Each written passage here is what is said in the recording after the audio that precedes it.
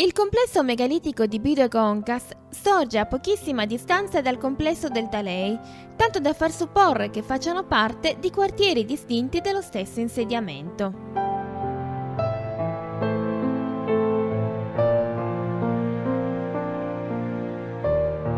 Per quanto riguarda il contesto dei menhiri allineati, alcuni dei quali non in situ, esso può essere collocato in una finestra temporale che va dal 3400 a.C.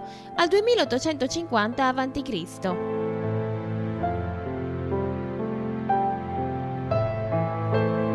Ma se a queste elaborazioni si aggiungono le considerazioni fatte sull'insediamento, sul nuraghe polilobato e sulla muraglia, tutti riconducibili a Bronzo Medio, periodo che va da 1600 a 1330 a.C., ecco che si inquadra una località con una più ampia e continua frequentazione umana.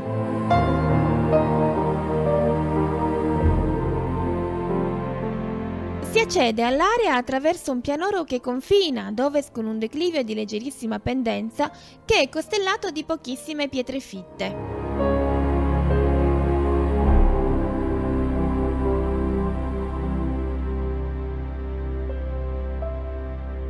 La base della pendenza evidenzia una muraglia, oggetto di indagine e di scavo, resa a sacco, quindi architettonicamente riconducibile all'età dei metalli, in cui i macigni non sono disposti a filari ordinati ma si presentano a nido d'ape, rincalzati da numerose zeppe.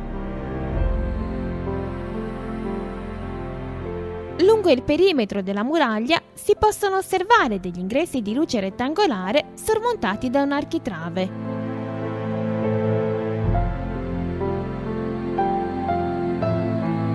Nella parte meridionale del pianoro si osservano diversi rivoli d'acqua che probabilmente erano legati ad un sistema idrico di cui residuano alcune rovine.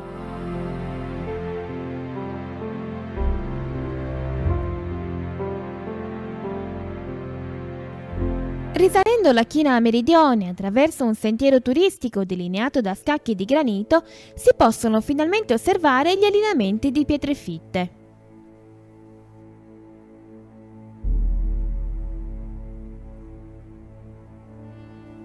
Cavati dalla roccia granitica locale, i circa 110 menhir si presentano in posizioni varie, da eretti in allineamenti di dubbio orientamento a divelti sul terreno e magari frammentati.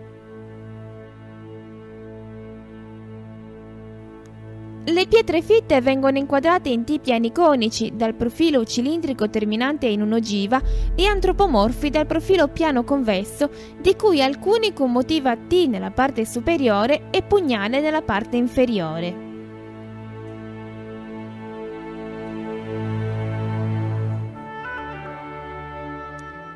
La sommità del monte vede infine la presenza di un nuraghe che attesta la frequentazione del contesto per circa 2000 anni.